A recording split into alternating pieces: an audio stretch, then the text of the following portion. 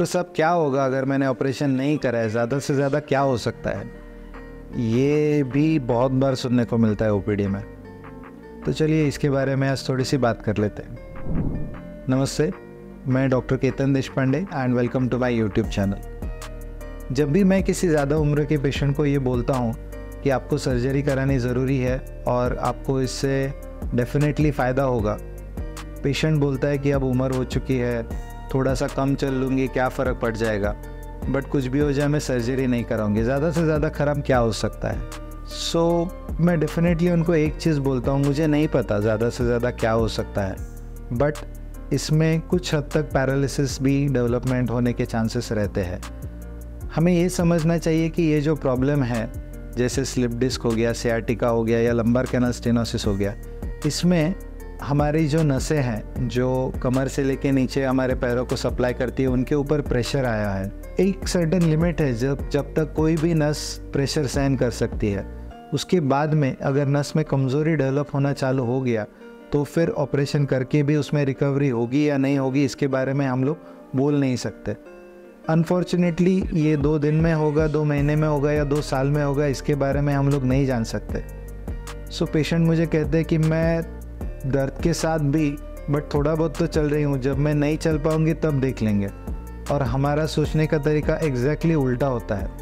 मैं उनको ये कहता हूँ कि माँ जी, अगर आप आज चल पाते हो इसका मतलब आपकी नसों में जान है। अगर आप कल व्हीलचेयर पे या स्ट्रेचर पे आ गए, इसका मतलब आपकी नसों की ताकत जो है वो जा चुकी है। तो उस स्टेज पे सर्जरी का जो रिज़ल्ट आएगा, उस स्टेज पे सर्जरी का जो आउटकम होगा, उसकी गारंटी या उसकी जिम्मेदारी कोई नहीं ले सकता है। जब तक आप चल फिर रहे हो, दर्द है, थोड़ा सा चलना कम हो गया है, बट एटलीस्ट आपके पैरों में, आपके नसों में जान है, आप चल पा रहे हो, उस टाइम पे सर्जरी करने का जो रिज़ल्ट आएगा। और अगर आप बेड रिडन हो गए, अगर आपके पैरों में से ताकत कम हो गई, अगर आप व्हीलचेयर पे या फिर स्ट्रेचर पे ही आपको हॉस्पिटल में आना पड़ता है, तो उस लेवल पे सर्जरी करने का जो रिज़ल्ट है, उसके बाद में जो रिकवरी होगी वो पूरी तरीके से रिकवरी नहीं हो पाएगी। इसीलिए ऐसा ज़रूरी नहीं है कि हर किसी को पैरालिसिस डेवलप हो, but it is like sitting on a ticking time bomb. हमें नहीं पता कि वो फटेगा या नहीं फटेगा, बट अगर वो फटेगा तो डेफिनेटली वो हार्म करेगा और उसके बाद में जो रिकवरी है वो उसकी ज़िम्मेदारी कोई नहीं ले सकता है। इसीलिए स्पाइन सर्जरी में टाइमिंग बहुत ज़रूरी है। समय रहते डायग्नोसिस करना और नसों में जब तक जान है तब तक उसकी ट्रीटमेंट करवाना, और एक सर्टेन लिमिट के बाद में अगर पैरालिसिस डेवलप हो गया तो उसके बाद में ट्रीटमेंट करके भी फ़ायदा ना होना। इस टाइम डिफरेंस को, इस टाइम फ्रेम को हमें समझना बहुत ज़रूरी हो जाता है। आपने जो भी सुना होगा कि किसी पेशेंट का सर्जरी ख़राब हो गया, उनसे जाके एक सवाल ज़रूर पूछिए कि आपके सर्जन ने आपको सर्जरी करने के लिए कब बोला था और आप सर्जरी करने के लिए राज़ी कब हो गए। मैं आपको कॉन्फिडेंटली बोल सकता हूँ कि वो बोलेंगे कि जब मैं 3 साल पहले गई थी, 4 महीने पहले गई थी, उस टाइम पे मुझे बोला था, बट मैंने तब तक सर्जरी नहीं करवाई जब तक मेरा चलना फिरना ऑलमोस्ट कंप्लीट बंद नहीं हो गया।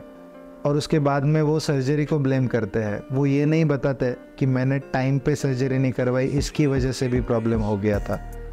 ये समझना कि spine is a very delicate structure, ये बहुत नाजुक चीज़ है।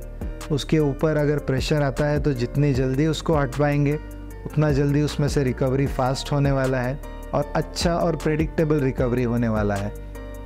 ये अगर हम समझ के लेते हैं कौन से तरीके से ऑपरेशन हो रहा है, ओपन सर्जरी है, माइक्रोस्कोपिक है, दूरबीन की मदद से हो रहा है, उसके एडवांटेजेस डिसएडवांटेजेस क्या है, ये अपने सर्जन के साथ डिस्कस कीजिए और उसके बाद में एक इन्फॉर्म डिसीजन लीजिए। Thank you.